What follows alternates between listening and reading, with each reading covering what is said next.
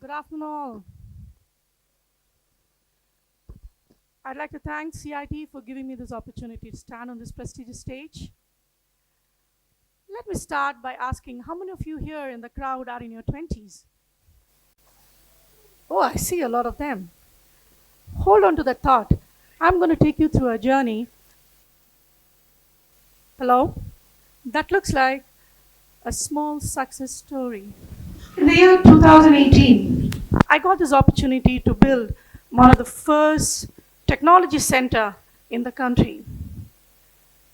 4 years later, 2022, I was named one of the 25 women to be followed in the country. A year after that, the change maker of the year, the extraordinarian in VFX the year after that. It's not so long ago that I finished my engineering and I started working. It was at the age of 23 that I became the center head of a company. I remember my boss gathering all of us at his table, and then he called me, he got up from his chair, and he said, "You sit here, you deserve this." I had tasted the little bit of fruit of success. Very happy, dreams achieved. Just like any success story, there's definitely a twist. There was this dark cloud. Dark clouds do pass, but then that is when the mirror is shown right in front of you. My father, my hero of my life, was diagnosed with cancer. And it was over 3 years that we went through chemotherapy, radiations, and almost 5 surgery. During that period, my mother had a stroke. So I used to find a job, get the salary, go up to them, take care of them, and again come back. And to add to that, my sister at 40 had a stroke. It was during that time, I too was diagnosed with stones in my gallbladder. I had to have 2 surgeries on the same table. And I remember going to the hospital alone, finished the surgery, walked up to pay the bills, and I got back home. This is when epoch happened. Epoch is when you need to take certain decisions in life. I removed the word called dependency from my life.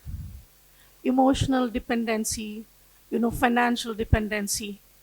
It is the darkest of times that when you know that who is there with you. There was one time, millions of questions in my head with no answers.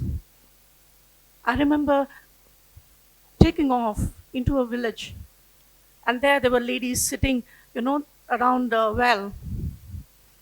I took water and poured it on myself and sat there to calm myself down with the hundreds of noises that were on my head. A few weeks later, I started my company to start off with animation contents for children. It is then that I got the opportunity to work on a lot of Cartoon Network channels, and VFX happened in my life. To start with, have you heard of the movie Sultan? Yes? Okay. So the first movie I did was Sultan, and then Thor, Avengers, and over 25 movies. And the special moment in my life was to be a part of the well acclaimed Bahubali. That changed. The movie changed the way the global audience saw the way we did VFX in our country. That changed all of our life. And few years later, I got this opportunity to work to build the technology center. And it was the first technology center in the country. I didn't know how a motion capture camera looked like. Have you all seen the movie Avatar? So they wear the suit, they have the sensors. So we brought the technology for the first time in the country. So you see the 200 cameras. So in a click, you become a clone, and we use these CG characters to make movies. So this was the first of the kind technology center in the country. The most special moment to be working with veteran actors like Kamala Hassan, and a small assignment with renowned producer-director Rajamouli sir. Thereafter, I was roped in as a virtual production producer, one of the biggest global VFX companies called DNEG. And all the international technology team came together. That is when we worked with some of the teams from the movie Avatar itself, and all the technicians, the global, the people who have written some of the contents. You see their names on the tutorials of these softwares like Tim Doubleday, all come together to make this larger-than-life technology center for a fantastic movie that everybody is awaiting. Have you all heard of the movie Ramayana with Ranbir? All right. It's going to be a fantastic VFX bonanza, guys. So very proud to be a part of that. So when we talk about technology, people do ask me, how do you balance technology and movie making or storytelling, or sometimes technology and artistry? Technology makes the movie more seamless, and so many amazing visuals can be made using technology. So as a virtual production producer, virtual production is nothing but you have technology throughout the 360 degree of a movie. The entire life cycle from a script to the screen. So we have all the technicians, the producer, the director, the art team. Then you have the script team, the animation teams across the globe sit together and prepare what technology need to be used where in the movie. We call it pre-visualization, technical visualization, cinematic visualization. Then you have the script visualization, you have production visualization, and then you see the larger-than-life movie come in front of you with CG characters even before the movie is shot. That's when we almost see the movie and refine it to make it a bonanza that the whole world can watch. When we talk about this, leadership, success, sometimes what happens is that people get confused between imagination and action. Let me give you a small piece of advice, guys. Start small. Break your dreams, your visions into smaller bits. Accelerate. And the momentum will definitely take you to the destination. People sometimes ask me, what is that you did different to be in this particular field? For that, we need to look inwards. See, for me, I was very, very critical to quality. I did not mind which role I took, as long as the role demanded my expertise. I was fearless. I could take any job that I never even knew how to even execute. Let me tell you two samples of, two stories that I want to share with you. It was during my training time. Once my boss calls me and he started shouting, "What is that you're teaching? Look at the syllabus." I said, if you look at the syllabus, the students will not get a job. We need to teach this. There are new technologies coming up. And when they go out, they need to find a job. And he was like, no point, talking to this person. And the 4,000 program had become a 12,000 program the next month. And again, it was after my master's that one day my boss asked me, "You need to train some of the HRs here."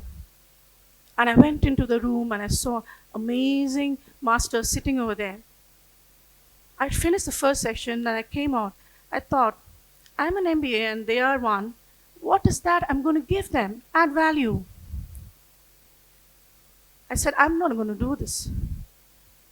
I found a job for myself, and then I did my Six Sigma with an MSME certification and an SAP in HR. So then I felt, oh, now I'm equipped to teach. What I'm trying to tell here is that when you're working on a job, don't work on the job, work on yourself. It's okay that if you have 80% in your work, but be 100% yourself. Epoch doesn't just happen just once. Epoch happens many a times in our life. Many times decisions need to be made, decisions change. Sometimes what happens, it's not that I never made any mistakes, but sometimes the cognitive biases that we have sometimes engulfs ourselves into making these kinds of positive as well as negative decisions. And this is so very important to note. Sometimes we are held by confirmation biases. So we think like a bridle horse. I know how to do this. And we start gathering information, confirming ourselves that, no, this is how we have to do. This is what it is, how it is to be done. Break open. Open your into different perspectives. Ask. Gather more information. You will enjoy the study and a different method or way to do things. Sometimes you're bound by anchoring biases. I meet people at different events and they say, I know how it is to be successful. I have had 3 success. I know the formula of success. There is no formula to success, guys. Success, of course, it will teach you. The mistakes you've made, the correctors you've made will definitely help you to your destination. And sometimes the status quo bias, I've seen this with a lot of people. The name of the company, the position that you own, you're very secure, you're very stable in that particular position. You don't want to leave that. Then how are you going to make a change? If I hadn't left the 4 walls of my position as a business head and joined as a producer, I wouldn't have had the chance to see how international movie comes into the picture. The opportunity to work with the team of Avatar. Sometimes people ask me, oh, you must be having a lot of social circle. I know, social circle is so important that will keep people to cheer you up. But believe me, the journey to the top is sometimes very lonely. But then, of course, you have friends who will cheer you up. If you ask, did the journey pave my way or shape the dreams? Or dreams shape my journey? I would say the journey really refined my dreams. Today, if I was to talk to myself a few years before, or talk to all of you here, please do not rush. Make mistakes. It's okay.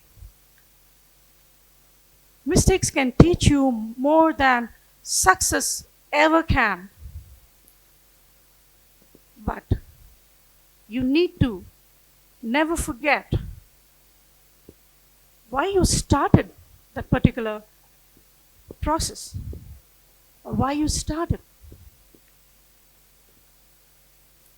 If you ask me again, Whom should we follow? There are so many leaders across the globe. What do? We get so confused. The best people that you can follow is that athletes. People in sports, there is only two things that they do. Either you win or you lose. But what do? Throughout the year, there is a discipline. There is so much of hard work. There is so much of sweat and pain. And end of the day, when they win, they again go back the whole year of the same discipline, the same hard work. And if they lose, again they go back and the same discipline and the same hard work. So the best people that you should be following is the athletes, guys. I like to make a quote from one of the books that I read recently. It is written by Matthew McConaughey and says, in the art of life, it's okay if you don't have A's in everything, but I'm so happy that I have an excellent C than an imperfect A any day. The life is full of ups and downs, highs and lows, twists and turns. Don't worry about the destination. Just enjoy the journey, guys. Thank you so much.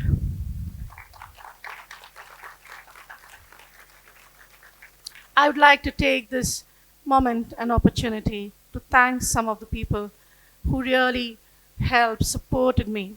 I have one of my mentors flew all the way from Pune to be there and to cheer me up. And some of the great people out there across the globe, Biren sir, Neeraj sir, all of them, who really saw that entrepreneur in me to give this opportunity. So thank you all. Thank you, the entire team of TEDx from CIT, for giving me this opportunity again.